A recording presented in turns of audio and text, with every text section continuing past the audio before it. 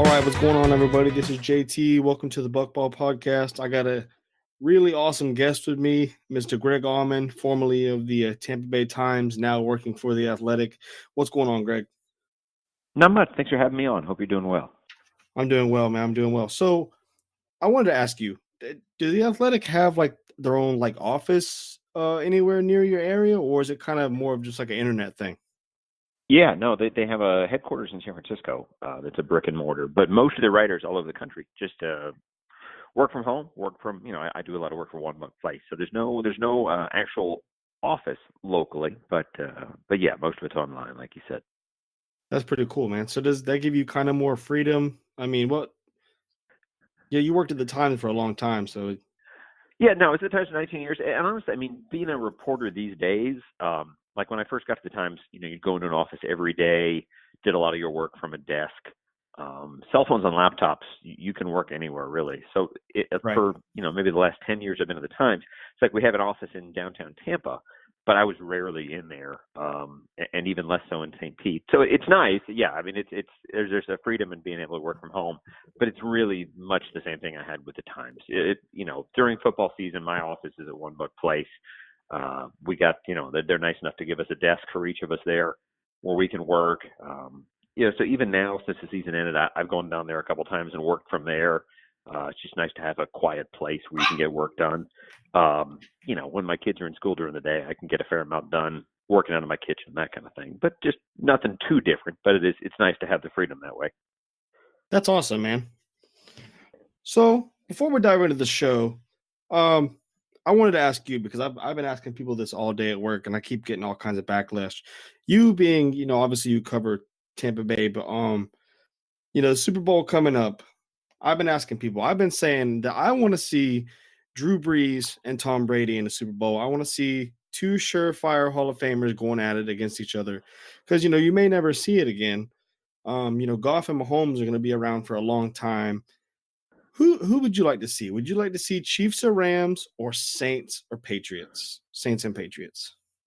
Yeah, it's hard to say because in both cases, you have that like natural root for the underdog type thing going on, and Yep. there's such a huge difference in the experience level and obviously the age level with both quarterbacks. So, for Breeze, I mean, Breeze is old enough where if he won, I mean, he could do an Elway thing and just win and go out on top.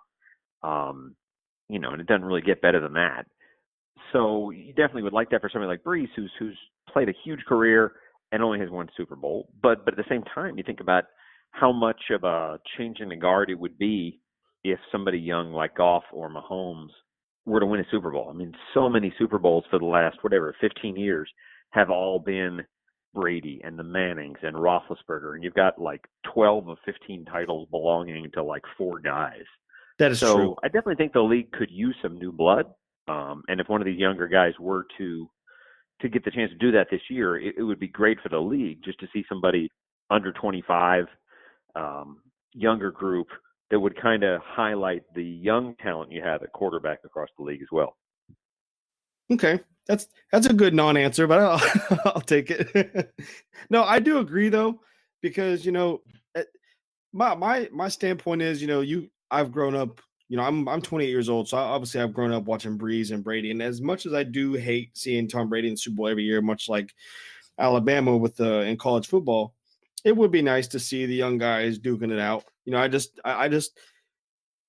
part of me, it's hard to say because I kind of root for Drew Brees, even though he's in our own division. He's just such a unhateable guy in my eyes. So I Oh, would sure. want to see him. I would want to see him go out on top. Yeah, I mean, Breeze, like I said, if you have any criticism of Breeze, it's just kind of jealousy of the success they've had. I mean, he's been so good to the city of New Orleans, does everything the right way. And like I said, I mean, it's one of those where consistency year to year, I don't know how many, 4,000 yard seasons, 4,500 yard seasons he's had. But no, he's extremely likable and a great ambassador for the league. I mean, Brady has a lot more haters just because of all the controversy they've had in New England, and you win that many titles, and you're gonna have a lot of people that get tired of you winning. But either way, yeah, like I said, I don't go into those games with I hope this guy wins, but I just hope they're better games than they were this past weekend. I think a lot of people hate Brady too, just because he's so handsome and he's got the model girlfriend and he's got all the Super Bowl hardware. Oh, It's just sure. yeah, yeah. So we're gonna go ahead and just dive right into this, man. 'Cause I know you're a busy guy. You still have your own job to do. So obviously, this is an off season that a lot of fans, and I haven't really been able to find one who isn't excited. There's no really question marks. I think the biggest question mark is going to be how long Arian stays. I mean, he's got that 5-year, well, 4-year contract with the 5th year option, but I mean, he would be like 71 if he took that fifth year option. And with all his health concerns, I don't think he would even make it that far, which is why he's bringing on such a big staff and grooming all these young guys. But going into this offseason, it's one of the things where it's like, okay, obviously Jameis is the focal point. Bruce is here to fix Jameis, but they also have to fix the team around him, and they're also strapped for cash. I mean, it depends on where you go to, Spotrac or over the cap. The Bucs have around like 15 to 17 million, and the cap is going up, I believe, around 10 million after the Super Bowl.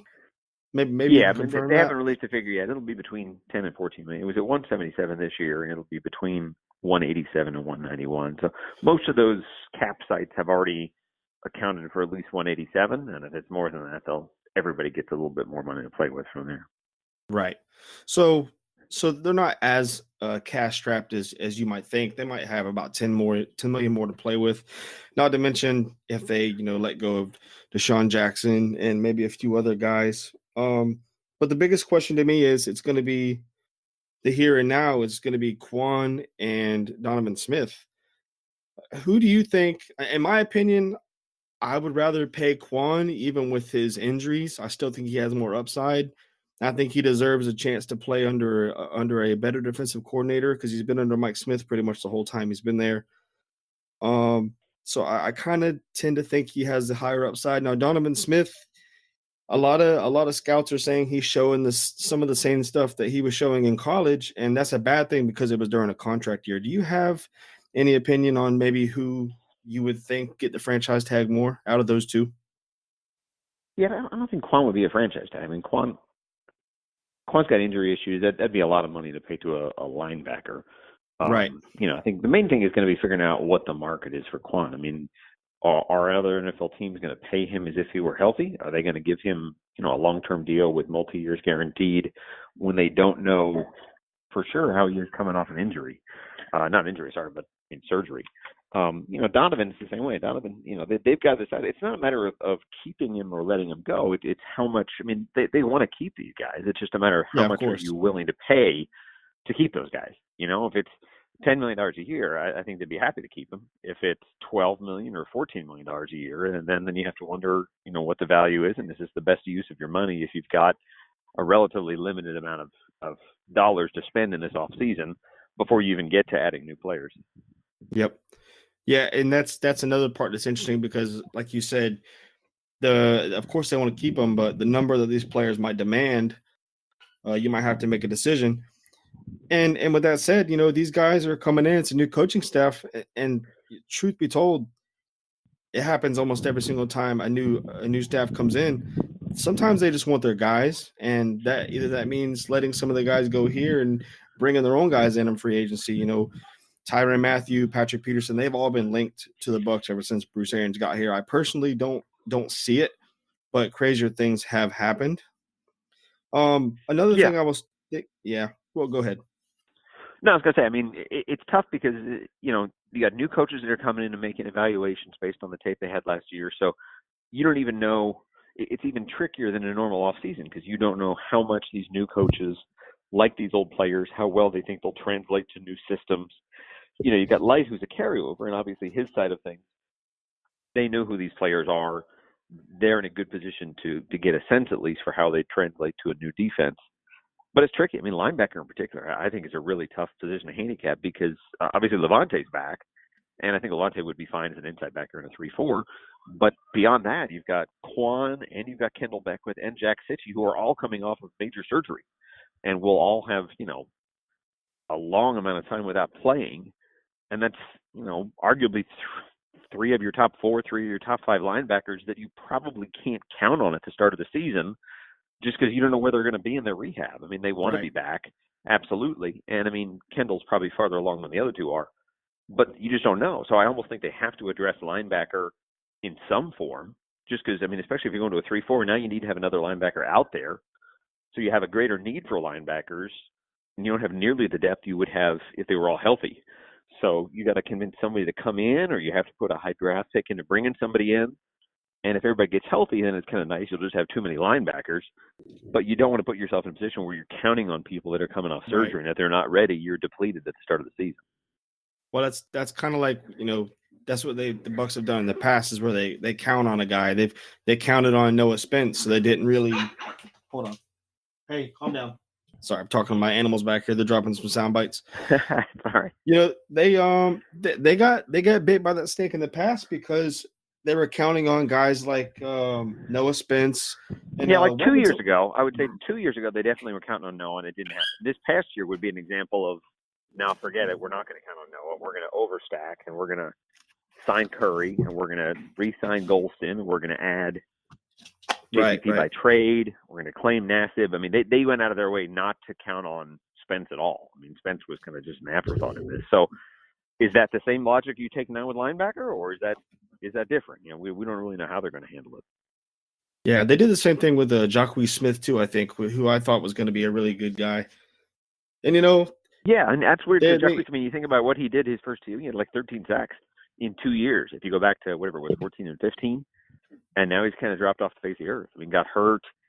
The Bucs kind of let him go, and now it's basically 2 full seasons where he hasn't really been relevant on the NFL level. So for whatever reason, he just couldn't come back and be the same guy. Right. Yeah, and that brings me to another point is Vernon Hargreaves. He's a guy who played 9 games last year, and then he's played no game. He played 1 game this year, and he got hurt. So you don't even know what you have in the secondary with him. Obviously, I think Carlton Davis has locked down a spot. I don't think he played outstanding, but he was solid. So and you think about MJ Stewart, they've already invested a pick in him. We can talk about the safeties later, but as far as the secondary goes, obviously Brent Grimes is gone. Yeah, secondary to me, I mean, is one of the trickiest positions to figure out. I think first and foremost, they have to find an outside corner. I mean, you've got to at least displace Brent Grimes, if not find somebody better than who Grant Grimes was at the end of last season. So that's an expensive proposition, whether that's a high draft pick or a decent amount of money. It could be more money. I mean, and like you mentioned, I think every Bucs fan would love to see them trade a pick and get Patrick Peterson, but that's not probably going to happen. So then, like you said, Hargreaves. To me, who knows what Hargreaves does? Yeah, that'd be expensive on the payroll end and on the acquisition end. So it just seems unlikely. But like you said, Hargreaves, I mean, you got a guy that still was a former first-round pick. Obviously, hasn't been healthy, hasn't been what they wanted to be the last 2 years. But there's no telling what he does healthy in a new system in a contract year. He's there. You mentioned MJ Stewart. We don't even know if MJ Stewart is a corner or a safety right now. And they didn't know that under the last coaching staff. So now you have a new coaching staff that has to decide who he is. He's a little bit like Ryan Smith was after his rookie year, where he's played one position but could play the other. And it's easy to kind of get lost between the two. But, I mean, that's a second-round pick. That's somebody they clearly thought very highly of. And yet, second half of the year, I mean, when he came back from injury, MJ Stewart, couldn't get on the field at corner, at nickel, at safety. He's just a special teams player. So he has a chance to be there, safety. Again, safety. You got Bucs fans that want Honey Badger to come in, but they've got a second-round pick in Justin Evans. I think they feel good about what Jordan Whitehead did. Not that you wouldn't, put a Jordan Whitehead on the bench if you have a chance to get Tyrann Mathieu. I mean, he's that good. But again, there's lots of questions. They have to get a lot better in the secondary. You have whatever it was, 9 picks for the entire season. That's not what Bruce Arians is used to having from his defense. That's not what Todd Bowles is used to having from his defense. He's used to having one of the best secondaries in the game. So they're going to be challenged to get much better as playmakers, as ball hawks this fall, for sure. Yeah, and the funny thing, MJ Stewart and Jordan Whitehead, they're only going into the second year, so I mean, they kind of have the play to kind of, okay, we're going to bring in some other guys, whether they're older or not. But Vernon Hargreaves is a guy who has a lot to prove, and I brought it up a bunch of times, and I got killed for it. But I think it's kind of logical. If Vernon wasn't playing well outside, and that might not even be a testament to him, that might be a testament to his coaches, Hoke or Smike Smith. If they did want to bring in somebody and put him on the outside and put Vernon Hargreaves on the inside, and MJ Stewart can just he can come in whenever they need him, or he can play safety. He can be that Swiss Army knife. I People were killing me. They're like, why would you spend a first round pick on a slot corner? And I was like, I wasn't spending a first round pick on a slot corner. I'm saying you have to recoup your investment somehow. And he played well in the slot. So I mean that could be one of the things that shored up for you. I think where he's using his athletic ability in the slot, because MJ Stewart, I just don't think he's athletic enough. I don't know. Yeah, I mean, I think they were a much better defense for whatever reason when he wasn't on the field. So now you think about, okay, if MJ Stewart can't beat out Javian Elliott to get on the field, which is what the case was for the last 2 months of the season, that doesn't bode well. Now, again, that's with a fill-in defensive coordinator, a staff that's struggling as a defense in general. So again, everybody gets a fresh set of eyes. Everybody gets an offseason with a clean slate. So who knows who that means? Javian Elliott's only a restricted free agent. They'll be able to get him for nominal, $1.5 million or something like that. So if that's who they want, they can bring him back just as competition. You don't have to pay him as if he's your starting nickel. But again, if he's beaten out guys in the past, he's probably a guy they want to bring into camp just to see what he can do. Hargreaves is going to get expensive really quick. I mean, they have to decide this spring if they're going to give him a fifth-year option for 2020. That'll be like $9 million, which seems like a lot right now. But if he works out and he's going to be their nickel, he's a guy they can count on. It's not a ludicrous amount of money. It's just something they have to decide in a hurry what they think of him. And this new coaching staff has to decide who he is and where he fits into things before they get to free agency, before they get to the draft, and go from there. Yeah, and since we're going into the offseason, Bruce Arians said something that struck me, and it kind of touches on the point that we're talking about here.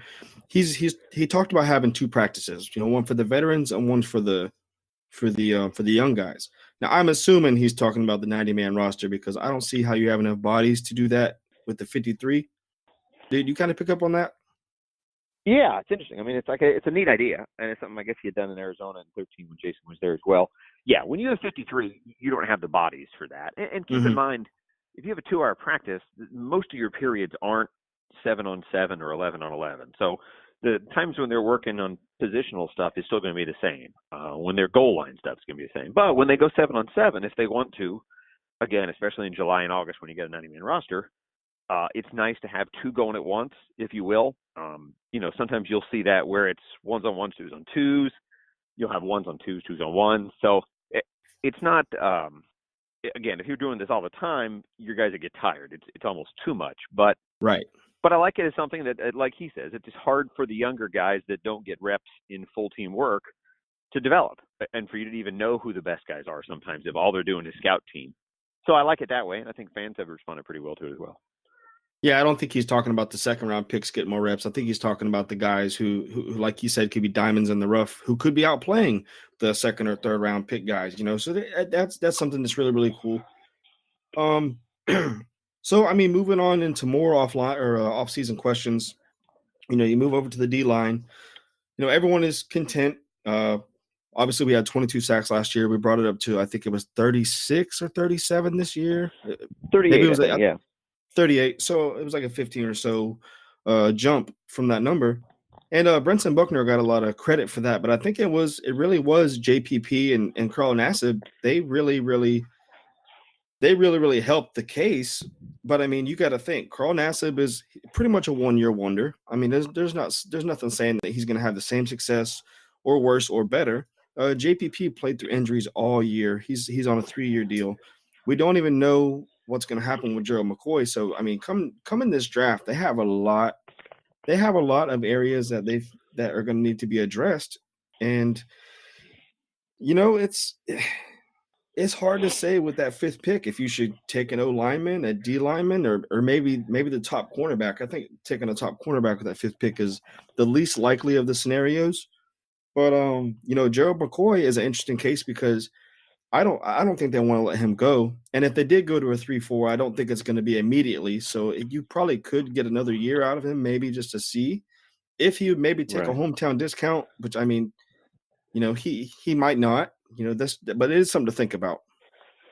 Yeah, I mean, their D-line, they got to get younger in the D-line because, I mean, even though they got better, right now you have to think that Vinny Curry's probably not coming back because he didn't earn $8 million last year. I mean, if you're coming off the bench, you shouldn't be an $8 million end. Will Golston really didn't make a play all year. So, I mean, Will Golston's due to make, I guess it's $3.75 million. And, I mean, you'd keep him until you thought you had a reasonable replacement for him. But, yeah, I mean, if you're letting McCoy go, you probably need to have Bo Allen back. But if you're bringing McCoy back, Bo Allen is making $5 million as your third defensive tackle. That might not be necessary. So you could definitely see high draft assets go into the defensive line. You could see them go and get somebody else that has worked with these defensive coaches and knows what they want and is specific to their system. I think they can adjust their system to the talent they have, but I think they're eventually going to want to bring in people that were specifically suited for the defense they want to run. Right. And again, I don't know how much you can do with that in your first off season, but you certainly want to try. Yeah, that's what I thought whenever he said that is, but you think about Cutter and Mike Smith's whole time. They got criticized a lot for trying to fit a square peg into a round hole. They kind of wouldn't mold what their players did best. They would kind of just run their system. And whether that's a really vertical passing game, which still had some of the best numbers in the league, but when you have the O-line or when you have a lacking O-line in the running game, it was, I don't know. Like I said, you're trying to put a square peg in a round hole. And whenever they shouldn't have a lot of square pegs. I mean, they've had the same GM exactly. for 5 years. They've had 4 years with Cutter running the offense with, reasonable control over the defense. So most everybody that's on this roster was brought in with that system in mind. Exactly. What you worry about now is when you change offenses and you change defenses. Now you've got potential for a lot of guys that are out of position or outside their strengths, and that's where you see more change as a result. Yeah, I couldn't agree more.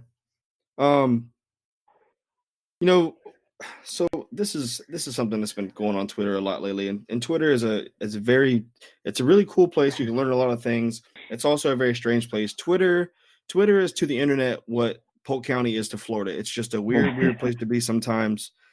But I've been seeing, Arians is trying to recruit Deshaun Jackson back to Tampa, and it's been like a resounding agreement that I've seen.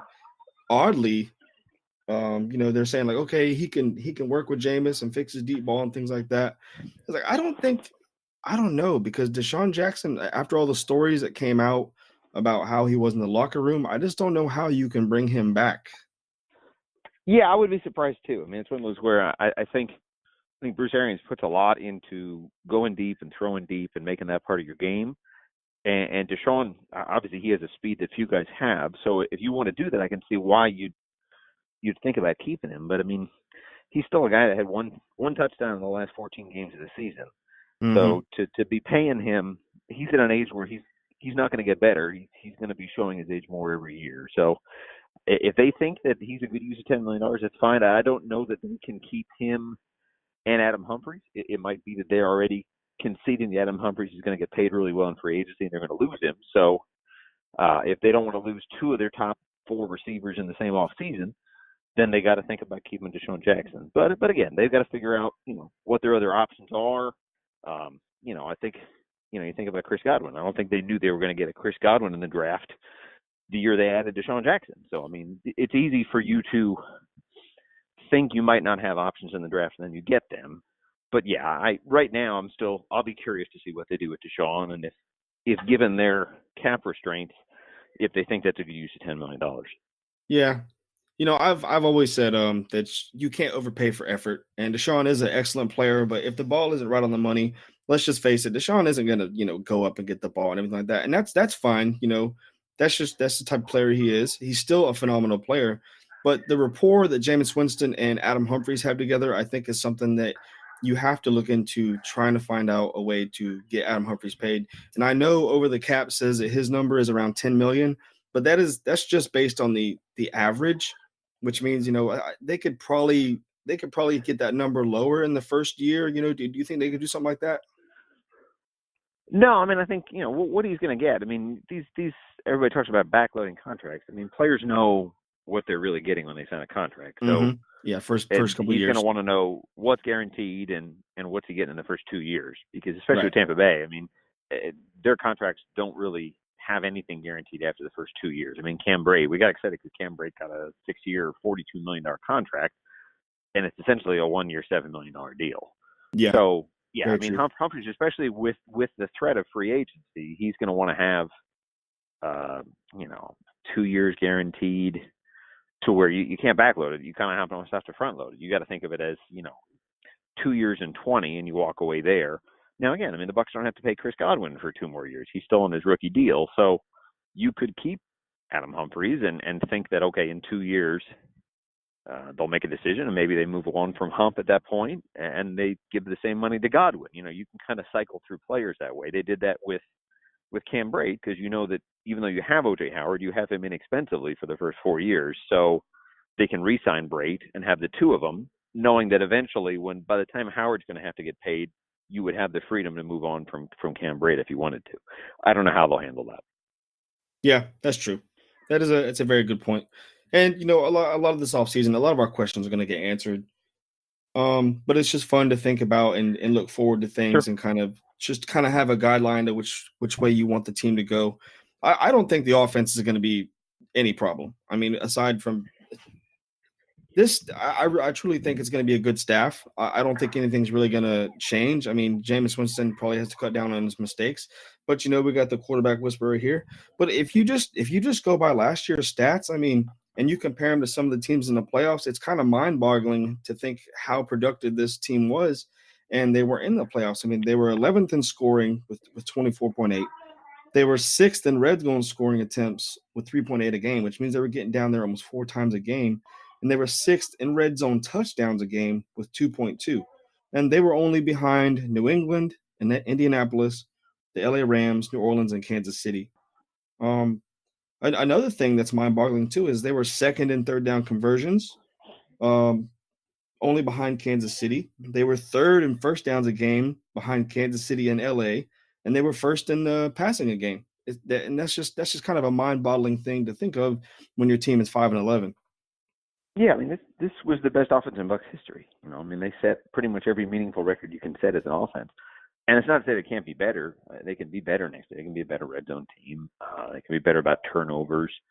But where they have to get better is on defense. They were a historically bad defense for most of this year. Even when they got better, they were still bottom half of the NFL. They had, from a takeaway standpoint, they had takeaways against Carolina. They had takeaways to seal one other win.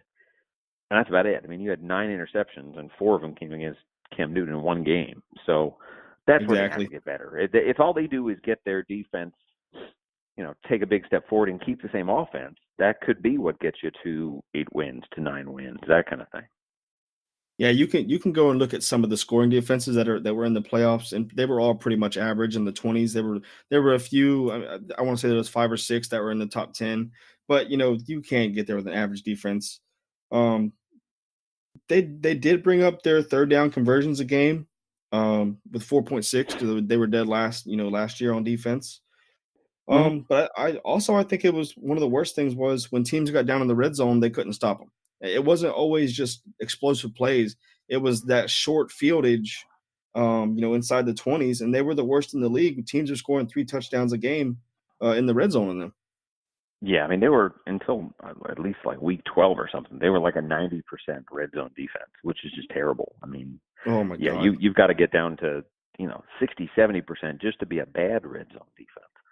So for whatever reason, the things where they struggled the most were the tight situations like red zone.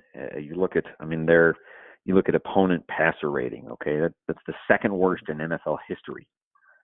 You look at opponent completion percentage, which just speaks to how well they're able to just pick a defense apart and just complete passes. 2nd worst in NFL history. So those are the things. And again, it's not just on the secondary. You got to get more pressure if you want to get better that way. But they have to take a huge step forward, and that's going to be on Todd Bowles and a new defensive staff to do that. Yep, definitely. So I kind of have one more kind of question before we get out of here. So obviously, Bruce Arians, he's got this 4-year deal with a 5th-year option type thing. Do you think that Bruce would have ever kind of took this job if he didn't think that he had longer than 4 years to maybe work with Jameis Winston and Jason Light? Because obviously Jameis is in another. You could say it's another prove it year because it technically is. But do you think he took this job knowing that, okay, if I can't succeed with Jameis and they want to get rid of him, then we have to maybe bring in a free agent or a rookie. I just don't think he took the job thinking that that was going to be the case. Yeah, I mean, I think you take a job based on what you want it to be in best scenarios. So for him, I mean, I think he's going to take this job confident that he can take Jameis Winston and make him a good enough quarterback that the team wants to re-sign him long term, and that Winston is his quarterback not only for this year but the rest of his coaching career. Whether that's 4 years or 6 years or whatever. I mean, I think in NFL history, I mean, you've seen that coaches in their late 60s can play well, can be in Super Bowls, but nobody has ever gone longer than 72. I mean, that's Marv Levy and that's George Howath. So I don't think he probably thinks that kind of long term right now. I think he wants to do like he did in Arizona, which is take a team that had a losing record, get them to where they're winning every year and in the playoffs. And if he's done that, he can go out, happy knowing he's turned around two franchises. And if things go right for him, he's got somebody on his staff that he can name as an heir apparent and take it over and then run with it from there. Yep, that's true. Well, I mean, he kind of took this job the same way he lives his life and his coaching. It's kind of no risk it, no biscuit. There's a lot can go wrong, but he's banking on himself and he's banking on Jameis. Yeah, I mean, that's a big part of it for him. I mean, if there was any doubt at all, Jameis is a big part of him and this team's future. I mean, I think there was probably some uncertainty, halfway through the season when he's on the bench and Fitzpatrick is starting 3 straight games, but they're all in with Jameis. I mean, this is It's a lot of pressure right now. They're only in for one more year right now, but they're in far enough where they clearly want to be in for more than that and just want to make him play good enough to where it's not even a question that you'd want to extend him and give him a longer deal. But they got to get there. That's a big step that they've never been able to take with a quarterback in this franchise. Well, it's the beginning of the offseason. The Super Bowl's not over yet, but it's always optimism around this time of year, especially with this staff and what a proven track record of winning and working with quarterbacks. So I mean, all signs are pointing up, and I hope the best for this franchise. I hope the best for you because it sucks for you because it's your job professionally, but I'm sure it's much more fun to cover a winning football team than it is a losing football team. Oh yeah, I mean the locker room in general. I mean, you think about trying to, just talking to guys. Oh God, yeah. A lot of the fun features that you want to write that are off-field features. When your team's lost 5 in a row, nobody cares about the fun, quirky off-field stuff. They want to know what's wrong and how they're going to fix it. So, unfortunately, so many of these teams, you get to December and it's not relevant football and it's not anything that really registers nationally. So I think that's what they want to get is to be a relevant team and a team that's in contention and then a playoff team. So yeah, that'll be fun to cover for sure. Yeah, you got to write all these articles about all these we got to get better as a team cliches and things like that. I can't imagine. You got to be a true professional to do that. But much respect to you, Greg. I do appreciate your time, man. It was a great show. Hopefully I didn't take too much of your time up. No worries. Thanks again for having me. I appreciate it. Lots of good questions. You have a good one. Thanks again. Okay, man. See you later. Take care.